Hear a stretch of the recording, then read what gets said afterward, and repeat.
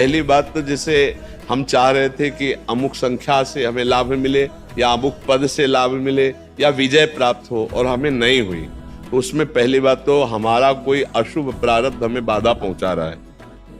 अशुभ प्रारब्ध जो हमारा कोई पाप है वो हमको सफल नहीं होने दे रहा। दूसरी बात, हमारा कोई अभ्यास ढीला रह गया। दो बातों पे दृष्टि रखनी चाहिए। मेरी त्रुटि क्या हुई कि मैं फेल हो गया। जब हम पूरी जांच करते हैं और कोई त्रुटि नहीं निकलती, तब हम उस पर लागू हो जाते कि कोई पूर्व का पाप है जिसने टांग मार दी और मैं असफल हो गया। लेकिन बार बार थोड़ी टांग मारेगा। एक बार हारे, दो बार हारे, तीसरी बार तो मैं सफल होऊंगा ही। अविनाशी का बच्चा हूं, हारने वाला नहीं। आगे निकल जाओगे। और सदैव कोई हारा ही हो ऐसा नहीं, और सदैव कोई जीता हो ऐसा भी नहीं। ये बिल्कुल सदैव दिन बना रहे ऐसा असंभव, और सदैव रात बनी रहे ऐसा भी असंभव। तो इसीलिए भगवान ने अर्जुन जी से कहा, तुम युद्ध करो, सुख दुखे समय कृत्वा लाभा लाभो जया जय। जय हो या पराजय हो, लाभ हो या हानि हो, सुख या दुख, अपने कर्तव्य से नहीं डिगना, अपने कर्तव्य का पालन करते रहना चाहिए। भगवान ने कहा, यदि विजय प्राप्त करते हो तो भूमि का राज्य, अगर शरीर छोड़ते हो तो स्वर्ग का राज्य। दोनों हाथ में लड्डू है, युद्ध करना ही ठीक है। तो अपने कर्तव्य का पालन करते हैं। यदि हमारी उस कोटि की सफलता नहीं होती तो हम पहले जांच करते हैं कोई हमारे अभ्यास में, कोई हमारे प्लान में त्रुटि हुई क्या। अगर नहीं तो फिर हमारा प्रयास असफल हुआ। कोई पूर्व का पाप ऐसा है जो हमको नीचा दिखाने के लिए असफलता दे दी है, लेकिन वो खत्म होगा ना। अब हम खुद प्रयास करते हैं, हमें हारना नहीं है। देखो, गलतियां तो हमसे होती रहती हैं, पूर्व जन्म में हुई हैं जो एकत्रित है, और इस जन्म में भी हमसे ऐसे पाप हुए जिनका हमने कोई प्रायश्चित नहीं किया, जिनको कोई नहीं जानता है। लेकिन वो कर्म नष्ट तो नहीं हो गया ना। जो कर्म होता है वो उसी समय से हमारे दिमाग में सेट हो जाता है। अब वो आकर फल देगा, या मुझे पहुंचाएगा वहां, या वो किसी न किसी रूप में आकर के मेरे को नष्ट करेगा। बुरी दशा आने के पहले बुद्धि बदली जाती है। कोई प्लान में ऐसा चूक हो जाएगा कि आप फेल हो जाओगे, क्योंकि वो कर्म आपको गिराएगा।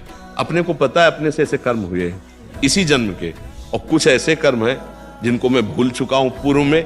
जैसे भीष्म जी कह रहे हैं कि इस जन्म में मैंने कोई पाप नहीं किया, और 6 महीना बाणों की सैया में। तो भगवान ने कहा कि आगे बढ़कर के पूर्व जन्मों को देखो। अब जैसे अपने लोग इस जन्म में आए तो याद नहीं है। बोले कौन सा पूर्व जन्म, कब? देखो, माँ के गर्भ में 9 महीने रहा गया है, क्या याद है? देखो, हम सबको पीछे की तो जाले दो। इसी जन्म में माँ के गर्भ में मैं रहा हूं, 9 महीने रहा हूं। और गर्भ कौन सी व्यवस्था है वहां, मलमूत्र का, इधर मलाशय मूत्राशय, उसके बीच में रहा हूं। तो याद नहीं एक सेकंड के कष्ट की। विचार करके देख, तो पूर्व की याद कैसे रहेगी जब अभी इसी जन्म के माँ की याद नहीं? तो झूठा तो नहीं कह सकता कि पूर्व का सब झूठा है। नहीं तो माँ के गर्भ में की याद नहीं है तो इसका मतलब माँ के गर्भ में हम नहीं रहे क्या? रहे, लेकिन मुझे याद नहीं है। ऐसे पूर्व जन्म में होगा, क्योंकि मैं अविनाशी हूं, ये शरीर विनाशी है। तो पूर्व में भी कोई पाप हुए होंगे तो भोगना तो हम ही को पड़ेगा ना। शरीर कुछ भी बदल ले, भोगना तो, कपड़े कुछ भी आप बदल लो, अगर अपराध किए हो तो आपको दंड भोगना पड़ेगा।